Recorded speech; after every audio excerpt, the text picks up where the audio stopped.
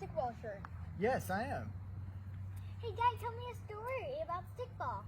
I've got a really good stickball story I can tell you. Do you remember the book that Miss Anita read from about why the possum's tail is bare? Yeah. Well, I have the same book. My name is Dr. Gary Padgett, I'm Tomas Padgett. And I'm Miranda Padgett. and today we're going to read to you the story from Aunt Mary, Tell Me a Story, How the Bat and the Flying Squirrel Got Their Wings. A long time ago, in the Great Smoky Mountains, the animals on the ground and the birds in the air grew to be rivals. Each group boasted that they had more speed and more strength and more intelligence than the others.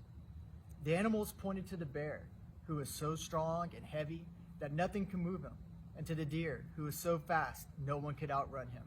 Oh, argued the birds, we have the mighty eagle, who is beautiful and strong and can fly like the lightning, and the great hawk with his keen eyesight and strong wings. Even the terrapin bragged that his shell could not be broken and would break anyone he fell on. And all the little birds bragged that they could outsmart much bigger animals. All this bragging led to the suggestion of a ball game between the animals and the birds. The animals, led by the bear, challenged the birds, led by the eagle, to a game much like our football to be played near the river.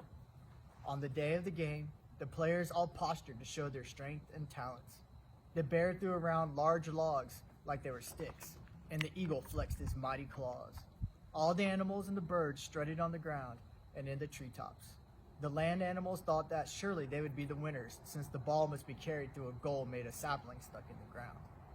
While the birds were meeting in the large trees near the ball ground, they saw two little animals coming up the tree.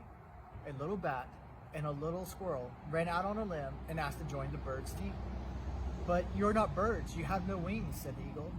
"Please, can't you help us get wings?" said the bat. "We have asked the bear if we can be on his team, and he just laughed at us." "Please, we don't want to be left out," pleaded the little squirrel.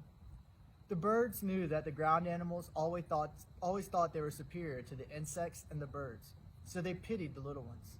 They talked together and decided that something surely could be done. One bird suggested that they could use the skin of the drumhead that had been used in the dance. It was groundhog skin. They cut a corner of the skin and used cane for splints and fashioned for the bat some very nice wings. They threw the ball to the bat and was surprised at his skillful dodging and circling. He could be an asset in their team. But what about the little squirrel? They used up all the groundhog skin, and time was growing short. A bird said, "Look at his skin. It'll stretch, I think." So they carefully stretched the fur into the winglets between his fore and hind feet. He became the flying squirrel. When they threw him the ball, he caught it in his teeth and sprang through the air to another treetop far away. The birds were excited about these new members to their team. Finally, it was time for the game to begin. As play began, the flying squirrel caught the ball, carried it to the tree, and threw it to the hawk. The birds controlled the play until one of them dropped the ball. As the bear lunged to grab the ball, the little marten flew down and recovered it. He threw it to the bat, who dodged the deer and circled back and finally threw the ball right between the goalposts, winning the game for the birds. The Cherokees know that the little ones are as valuable as those that are big and boastful. And that is how the bat and flying squirrel got their wings. That was a good story, Dad. That was awesome.